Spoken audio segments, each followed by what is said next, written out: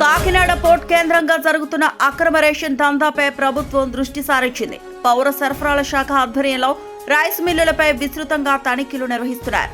గత నెల రోజులుగా చేపట్టిన తనిఖీల్లో అక్రమ ఎగుమతికి సిద్ధంగా ఉన్న 1000 టన్నులకు పైగా రేషన్ బియ్యాన్ని అధికారులు సీజ్ చేశారు. సుమారు 20 లారీలను స్వాధీనం చేసుకున్నారు. విదేశాలకు ఎగుమతి చేసే బియ్యంలో ఫోర్టిఫైడ్ రైస్ కెర్నల్స్ జాడ కనిపిస్తే కఠిన చర్యలు తప్పవనే సంకేతాలు ప్రభుత్వం నుంచి వస్తున్నాయి. ఈ అంశానికి సంబంధించిన సమాచారం మా ప్రతినిధి కాకినాడ నుంచి శ్రీధర్ అందిస్తారు. సివిల్ సప్లైస్ శాఖ ఆధ్వర్యంలో రాష్ట్ర వ్యాప్తంగా కూడా రైస్ మిల్లులపై తనిఖీలు నిర్వహిస్తా ఉన్నారు.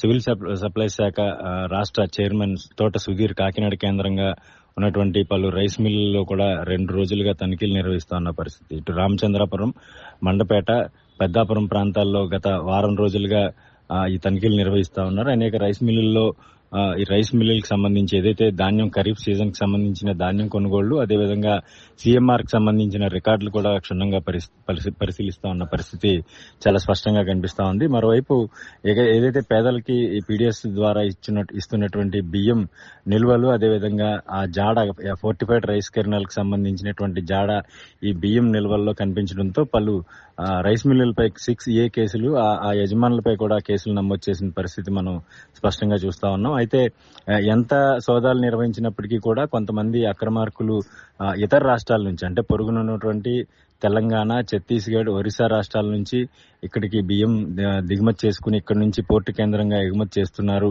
విదేశాలకు ఎగుమతి చేస్తున్నారు అనే సమాచారంతో ఇక్కడ సివిల్ సప్లైస్ శాఖ ఆధ్వర్యంలో పటిష్టమైన చర్యలు చేపడతా ఉన్నారు. దీన్ని నిరోధించేందుకు గత 2 సంవత్సరాలుగా ఏదైతే ప్రభుత్వం అధికారంలోకి వచ్చిందో, కూటమి ప్రభుత్వం అధికారంలోకి వచ్చినప్పటి నుంచి కూడా కాకినాడ పోర్టు కేంద్రంగా జరుగుతున్నటువంటి అక్రమ రేషన్ బియ్యం ఎగుమతులను కూడా నిరోధించేందుకు పూర్తి స్థాయి చర్యలు చేపట్టింది. అయితే చాలా మంది ఎగుమతిదారులు దీన్ని ఆసరాగా చేసుకుని ఇతర రాష్ట్రాల నుంచి తీసుకొస్తున్నటువంటి బియ్యం నిల్వల్లో కూడా ఈ ఏదైతే ఫోర్టిఫైడ్ రైస్ కెర్నల్స్ FRK జాడ కనిపించడంతో వాటిని సీజ్ చేయడం, వాళ్ళ మీద క్రిమినల్ కేసులు కూడా నమోదు చేస్తా ఉన్నారు. దీనికి సంబంధించి ప్రత్యేకంగా విజయవాడ నుంచి ఒక ప్రత్యేకమైన టీం పౌర సరఫరాల శాఖ ఆధ్వర్యంలో ఏర్పాటు చేశారు. మరోవైపు ఆయా జిల్లాలకు సంబంధించినటువంటి సివిల్ సప్లైస్ శాఖ ఆధ్వర్యంలో ఎప్పటికప్పుడు రైస్ మిల్లులు తనిఖీ చేస్తా ఉన్నారు. పోర్టు కేంద్రంగా ఉన్నటువంటి పలు గోడౌన్లలో కూడా తనిఖీ చేస్తా ఉన్నారు. గత నెల రోజులుగా చూసుకుంటే దాదాపుగా ఒక 1000 టన్నుల వరకు ఉన్నటువంటి ఈ ఫోర్టిఫైడ్ రైస్ కెర్నల్స్ జాడ ఉన్నటువంటి రైస్ ను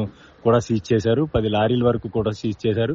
అనేక మందిపై కేసులు కూడా నమోదు చేశారు. అయితే ఏదేమైనప్పటికీ కూడా ప్రభుత్వం ఈ ఎగుమతి ఏదైతే రైస్ ఎగుమతికి సంబంధించి చాలా స్పష్టమైన ఆదేశాలు ఇస్తా ఉంది. ఎవరైతే రేషన్ బియ్యాన్ని ఎగుమతి చేస్తారో వారి మీద కఠిన చర్యలు తీసుకోవాలని కూడా ప్రస్తుతం ఆదేశిస్తా ఉన్న పరిస్థితి కనిపిస్తా ఉంది. కాకినాడ చుట్టూ ఉన్నటువంటి నిరంతరం ఏదైతే ఈ గోడౌన్స్ ఉంటాయి, నిరంతరం పర్యవేక్షణ కూడా కొనసాగుతా ఉంది. అక్కడ చెక్ పోస్టులు ఏర్పాటు చేశారు.